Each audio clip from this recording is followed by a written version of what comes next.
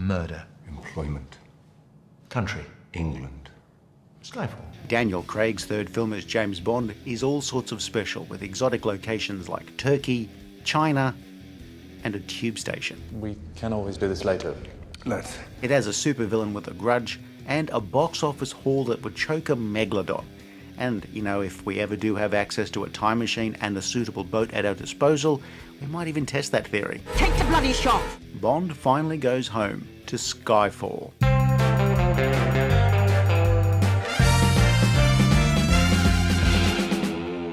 Oh, and I suppose that's completely inconspicuous.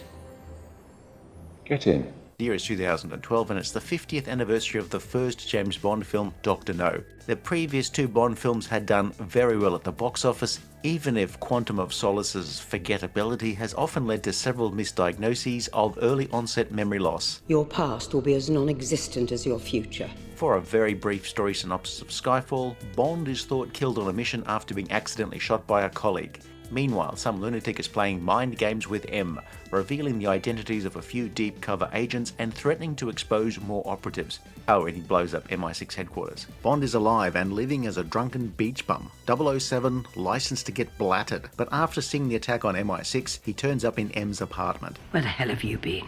Enjoying death. Now, they call this a duty call. M's being told that she has to resign by civil servant Mallory, who's being set up as an oily antagonist. Boo, hiss, you suck, Mallory, and so on and so forth. Bond also meets the new quartermaster, Q, who gives him a gun and a radio, because, gadgets are just so passé. We don't really go in for that anymore.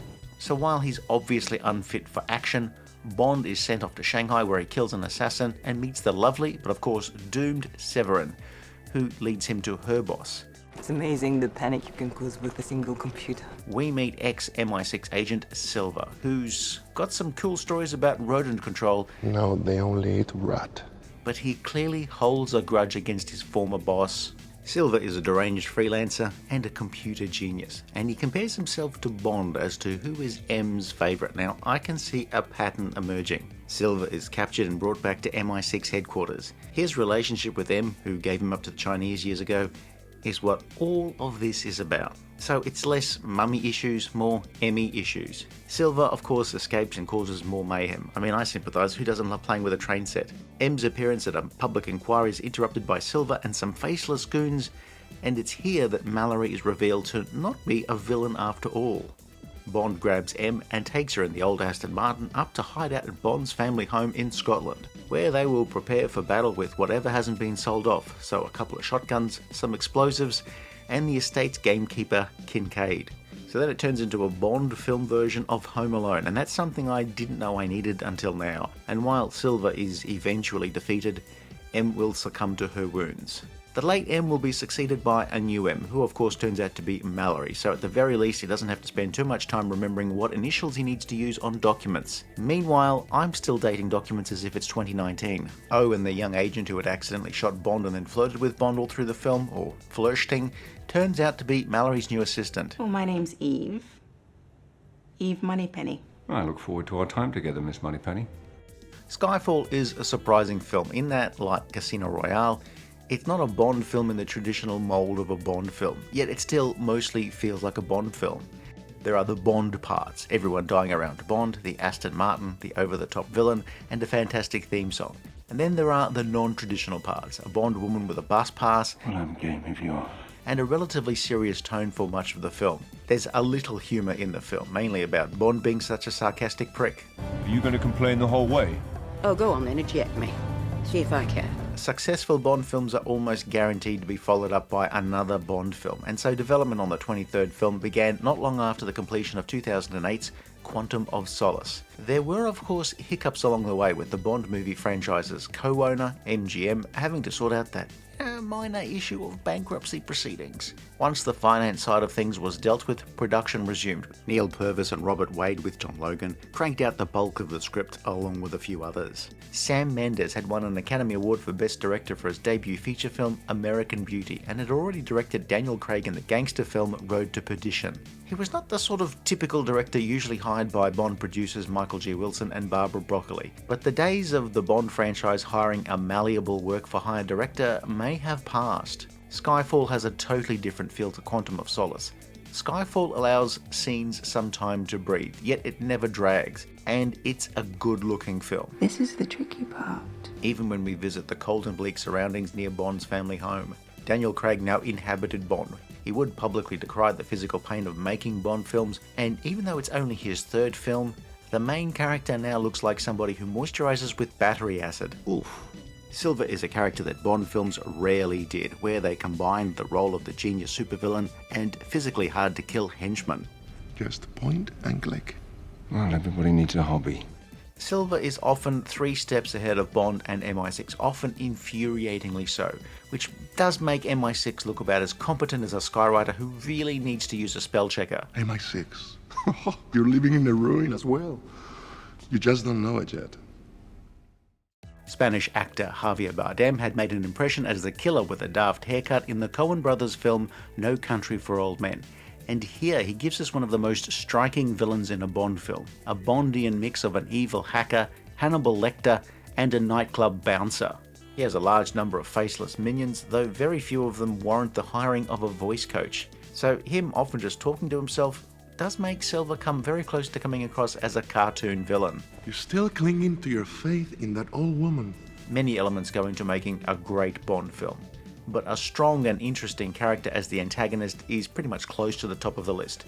Think about it, would you see a Bond film where the bad guy is just some dude from Uber Eats who eats half your fries in the car and they always arrive cold? Would you really pay to see a film called Fry Another Day? Judi Dench returns for what would be her last appearance as M. And who knew she's basically the Bond woman in this film? Your interior decorating tips have always been appreciated, 007. Ray Fiennes as Mallory starts off as a guy that you hate because he's on M's case. He might even be connected to the villain, but then he turns out to be a stand-up guy, and of course will eventually be M's replacement. Severin, played by Berenice Marlowe, is a tragic figure sold into the sex trade, and in this film is literally just a disposable part of Silva's plan. The new Q is played by the voice of Paddington Bear himself, Ben Whishaw. Q is now somebody much younger than Bond. And of course, it needs to be said, nerd! Why, because I'm not wearing a lab coat? Because you still have spots. Though at this point in comparison, anybody's younger than Bond. Bond's joints are creaking more than that floorboard next to the fridge, which always creaks when you're trying to sneakily get a midnight snack. Albert Finney's Kincaid has been around for a while, where he curiously isn't as curmudgeonly as you'd think.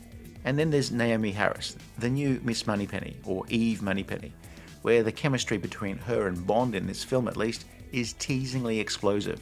Though the whole thing of Bond not actually knowing her name until the very end of the film is about as believable as Chapter 8 of Auntie Beryl's autobiography, The Elvis Years. I didn't know Bond passed the tests. He didn't. Oh, and for whatever reason, let's talk about Tanner, played by Rory Kinnear. Tanner's a character who appears in lots of Bond films, but we sort of just ignore him most of the time, as his main job is to explain a very small part of the plot or to lend some context before being bundled out of M's office.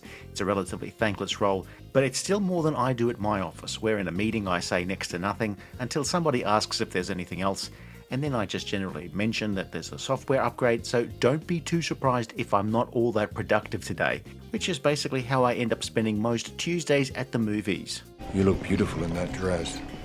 You don't scrub up so bad yourself. Well, it's amazing what one can do with an extra pair of hands. Skyfall had a score by Thomas Newman, which is fine and makes a change from David Arnold's cool but bombastic scores. Skyfall has the oomph when it needs it, but Newman is clearly a composer who really does not want to use the James Bond theme all that much, and indeed it is used very sparingly. Musically though, it's a film overshadowed by Adele's title song, which is not only a very good song in an era where Bond songs were not universally hailed as classics, but it was also a rare top 10 hit, something that really didn't happen all that often with franchise title songs at this time. If it's not clear by now, I regard Skyfall rather highly as one of the better entries across the entire movie franchise's then 50-year history. At this point, we're now well past the 60-year mark of the movies, and Skyfall is still in the same spot, though with Daniel Craig also having Casino Royale, we'll overlook the misfortunes of Quantum of Solace, and indeed, the film that would come after this.